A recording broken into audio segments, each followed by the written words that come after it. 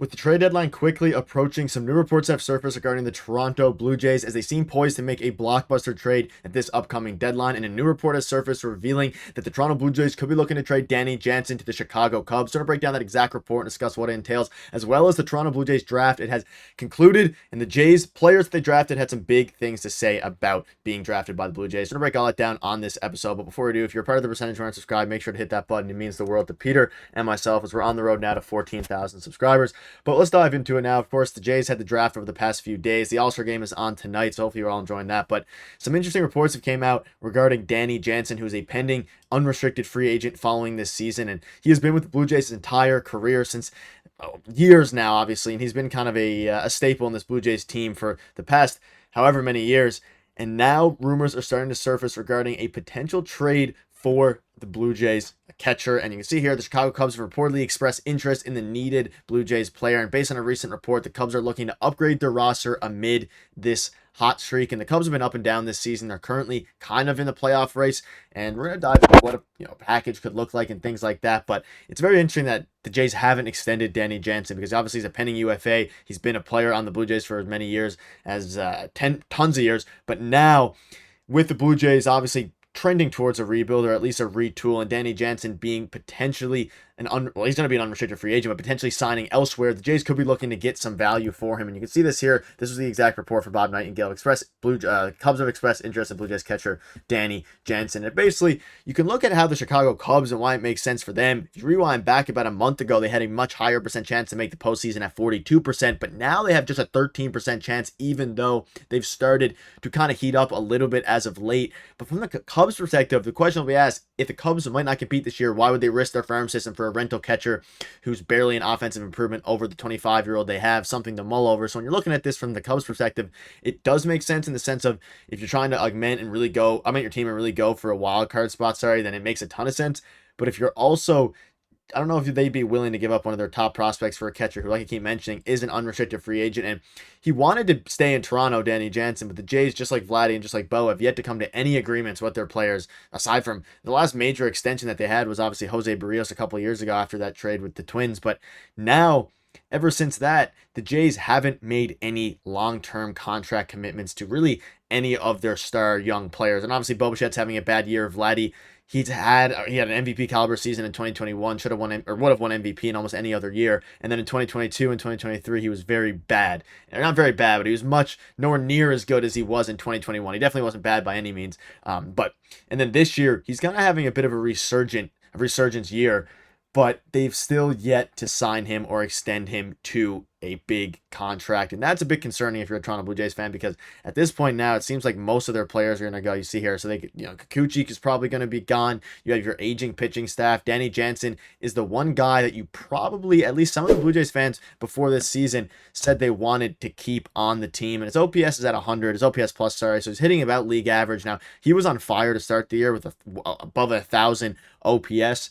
But he's kind of cooled off as of late. He has 6 home runs, 17 RBIs. He has a 316 on base percentage. Like, he's not the best. He's still a very good hitting catcher, but he hasn't been the best as of late. But for a catcher and for the Blue Jays team, he's very solid defensively. Obviously, Alejandro Kirk, they have him. They used to have the trio of Moreno, Kirk, and Jansen, where the future looks super bright. But now, if you get rid of Danny Jansen in exchange for a prospect, then you're really stuck with Alejandro Kirk and then whoever else you get to play the backup catcher role, whether that's just a normal Tyler Heineman type player or anything like that. But it's very interesting how things have changed for the Toronto Blue Jays. And if they're more confident in the younger Alejandro Kirk going forward than the 29-year-old Danny Jansen, who's been with the team forever, is familiar with the pitching staff, is very solid at blocking balls and things like that, and has been historically a very good hitter throughout his entire career, well above league average, especially well above league average for a catcher. The issue has always been injuries, and he struggled with that a bit this year, but he's still a very solid catcher and one that a lot of teams would want. So if they decide to get rid of him, the Cubs could make some sense. And you're looking at prospects, there's a lot of different ones that come to mind, but the issue is, are you willing to give up a potential high-end prospect if you're the Chicago Cubs to the Blue Jays for a guy that could really just leave after the end of the year for a team that, again, is fighting hard for a playoff spot? And this article doesn't propose a blockbuster trade. You can come up with some of your own, whether you're thinking maybe a top 10 prospect for Danny Jansen in the system, a top 5. Like, if you're the Toronto Blue Jays, I feel like if you're giving up Danny Jansen, and let me know in the comments what your thoughts are on this, I would rather get a top 100 prospect. But the problem is, I don't know if that's the market for Danny Jansen at this point because he's an unrestricted free agent after this year. Like, there's not going to be many teams that are willing to give up a top 100 prospect. But if you're the Blue Jays and Ross Atkins, they're probably thinking to themselves, I'd rather have a chance at re-signing him, or at least go out and re-sign him, even though they've still yet to do that. They've failed to do that for the past however many years. And it's been the theme of this front office is their inability not only to win playoff games, but to put together contracts for these players that they accept. I mean, Vladdy's openly said he wanted to stay with the Blue Jays. Bo is a bit more of a murky situation. And then Danny Jansen, it seems like he would be fine staying with the Blue Jays, and they have a great catching tandem in Kirk and Jansen, especially with Kirk heating up as of late, but it hasn't really worked, and if they're going into a full retool, it seems like Danny Jansen could be on the way out, and we've seen reports come out a week or two ago basically saying that from Ken Rosenthal, from a bunch of different guys, that if the Jays don't win the next, couple weeks. I mean, the trade deadline's very soon. It's a couple weeks, 2 to 3 weeks away. So if they don't start winning and they don't go on a crazy win streak in the next 3 weeks and get themselves back into a wild card spot, which is not going to happen ultimately, they're going to be moving on from guys like Kikuchi, guys like probably Danny Jansen, who are unrestricted free agents. So let me know in the comments what your thoughts are on that. Who would you want to get in return? Leave in the comments down below from the Chicago Cubs system. And do you think it's a deal that could make sense for both teams, even though the Cubs are really fighting for a playoff spot? I think there's some other teams as well that could be interested in Danny Jansen who need catchers, because there's not that many great catchers out there, and Danny Jansen is one of them. Even if he's struggled a bunch over the past few weeks, he is still one of the better catchers in the MLB. But let me know your thoughts on that. Let's move on now to the prospect front. They obviously concluded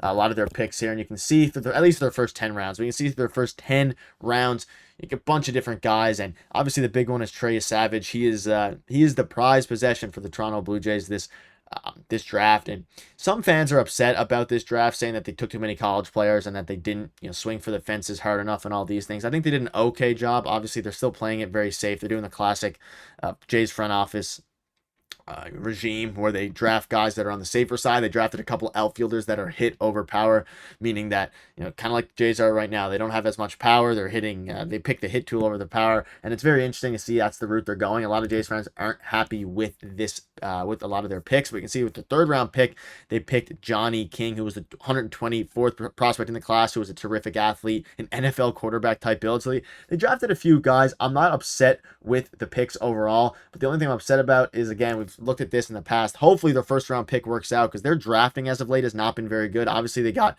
a few guys that they drafted and they came up and did very well, specifically Alek Manoah as of late, but recently their draft picks have not been very good, and even guys like Vladdy were picked out of the international pool, so that wasn't necessarily in the MLB draft. So even then, you're looking at the MLB draft and seeing that their lack of success has really come back to haunt them a little bit, specifically regarding their sustained ability to win over the past few years, and they don't have talent coming up. Ever since they called up Bo and Vladdy, their talent has continued to go down. Kevin Biggio is one of the better draft picks they had, and if you look at the past few years, Biggio has been one of their best draft picks, and he's no longer even on the team. So it's very interesting to see, and ultimately they need to start drafting better, and they need to do it soon. But that'll wrap it up. Let us know in the comments what your thoughts are on all of this. It's going to be very interesting to see what happens with these guys, and again, with a lot of their picks. Trey Savage said that he is super excited basically to be a Blue Jay and that he's ready to win, and his mentality is something that has been talked about a lot over the past few days, so it's super exciting to see that. But let us know in the comments what your thoughts are on that. We'll see you soon.